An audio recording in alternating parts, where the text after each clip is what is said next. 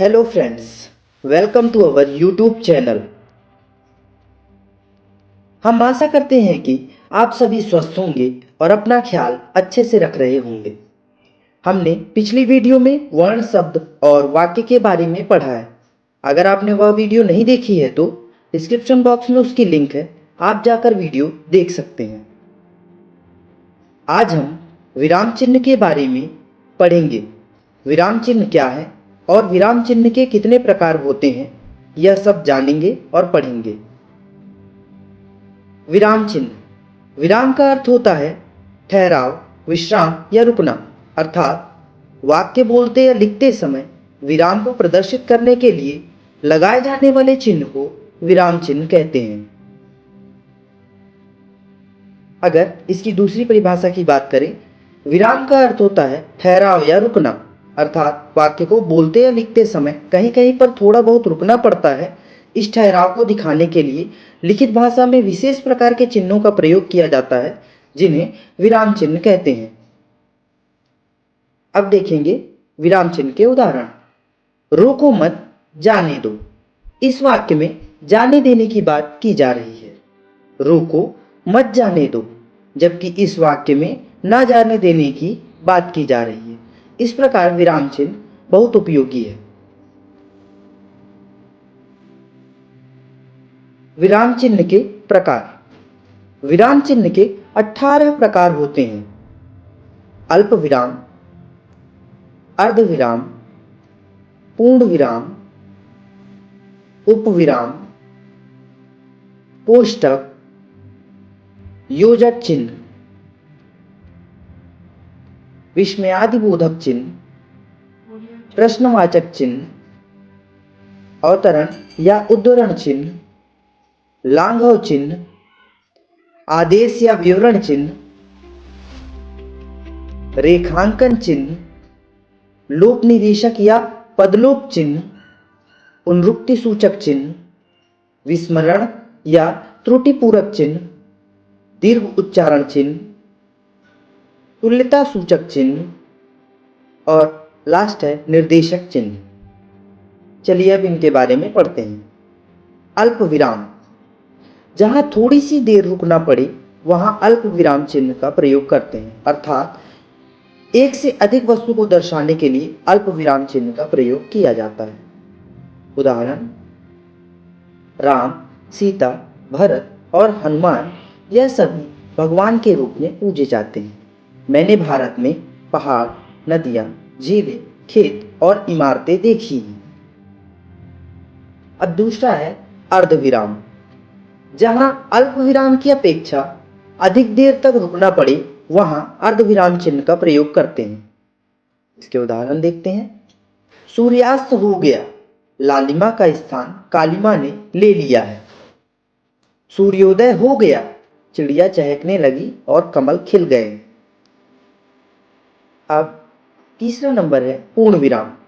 जब कोई वाक्य समाप्त हो जाता है तो वाक्य के अंत में पूर्ण विराम चिन्ह लगाया जाता है। इसके उदाहरण देखते हैं।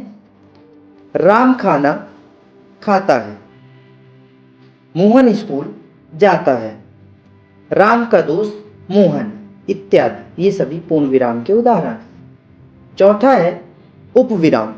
जब किसी स्थान को अलग दिखाना हो तो वहां पर उपविराम का प्रयोग करते हैं। उदाहरण: प्रदूषण एक अभिशाप, विज्ञान वरदान या अभिशाप, इत्यादि। ये सभी उपविराम के उदाहरण हैं। पांचवा है कोष्टक चिन्ह। इस चिन्ह का प्रयोग अर्थ को और अधिक स्पष्ट करने के लिए किया जाता है। इसके उदाहरण देखते हैं। विश्वामित्र क्रोध से कांपते हुए ठहर जा। धर्मराज युधिष्ठिर सत्य और धर्म के संरक्षक थे, इत्यादि। छठवां है योजक चिन्ह। योजक का प्रयोग समस्त पदों के मध्य में किया जाता है। इसके उदाहरण देखते हैं।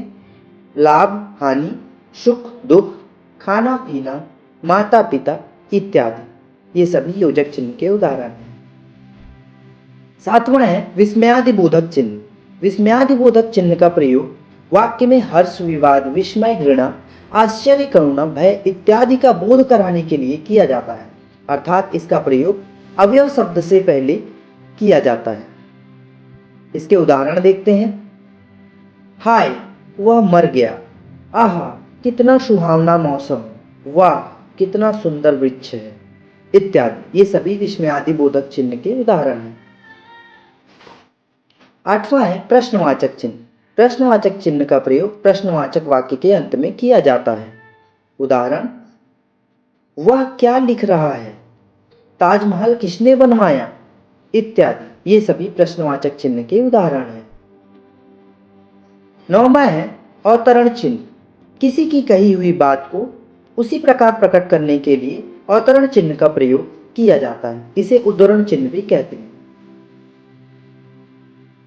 इसके उदाहरण देखते हैं। तुलसीदास जी ने सत्य कहा है, पराधीन सपने हूं सुखना है, इत्यादि।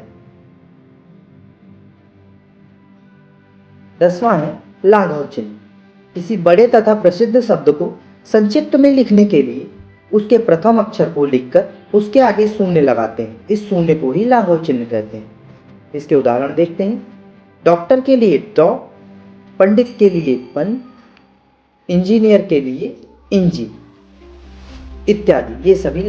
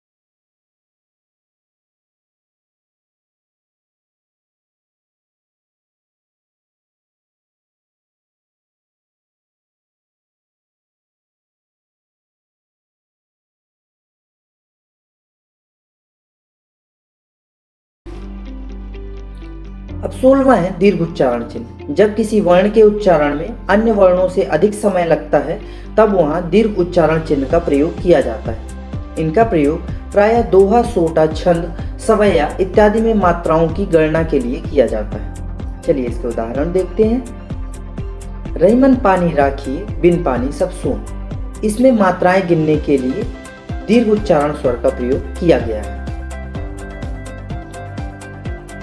17वां है तुल्यता सूचक चिन्ह। किसी शब्द का अर्थ या किसी शब्द का व्याकरणिक विश्लेषण अथवा किन्हीं दो शब्दों को समान बताने के लिए समानता सूचक या तुल्यता सूचक चिन्ह का प्रयोग किया जाता है। इसके उदाहरण देखते हैं। तपा धन वन, तपोवन, 24 बराबर 24, अच्छाई का विलोम बुराई, इत्यादि। ये सभी तुल्यता सूचक चिन्ह के उदाहरण हैं। निर्देशक चिन्ह। किसी वाक्य में जब निर्देश दिया जाए या किसी विषय विचार को सुस्पष्ट करने के लिए निर्देशक चिन्ह का प्रयोग किया जाता है। इसके उदाहरण देखते हैं। टीटी, तुम्हारा टिकट कहाँ तक का है? मोहन, मेरा टिकट अहमदाबाद तक का है, इत्यादि। ये सभी निर्देशक चिन्ह के उदाहरण हैं। हमने इस वीडियो में विराम चिन्ह के बारे में और उनके प्रकार के बारे में विस्तार से पढ़ा है। विराम चिन्ह के प्रकार के और भी कई सारे उदाहरण हो सकते हैं जिन्हें अगर मैं इस वीडियो में दिखाता तो वीडियो और भी ज़्यादा लंबी हो जाती। अगर आपको विराम चिन्हों के और उदाहरणों को देखना है तो मैं उसके लिए वीडियो के डिस्क्रिप्शन बॉक्स में लिंक भी दे दूंगा। आप उस लिंक पर क्लिक करके और भी उदाहरण देख सकते हैं, जिससे विराम चिन्ह और भी ज़्यादा आपका क्लियर हो जाएगा। हम आशा करते हैं कि आपने इस वीडियो से कुछ ना कुछ जरूर सीखा होगा। अगर वीडियो पसंद आई हो तो वीडियो को लाइक करें। अगर आप चैनल पर नए हैं और हिंदी व्याकरण को विस्तार से पढ़ना चाहते हैं तो आप हमारे YouTube चैनल को जरूर सब्सक्राइब कर लें, ताकि आप हिंदी व्याकरण को विस्तार से पढ़ पाएं। Thanks for watching.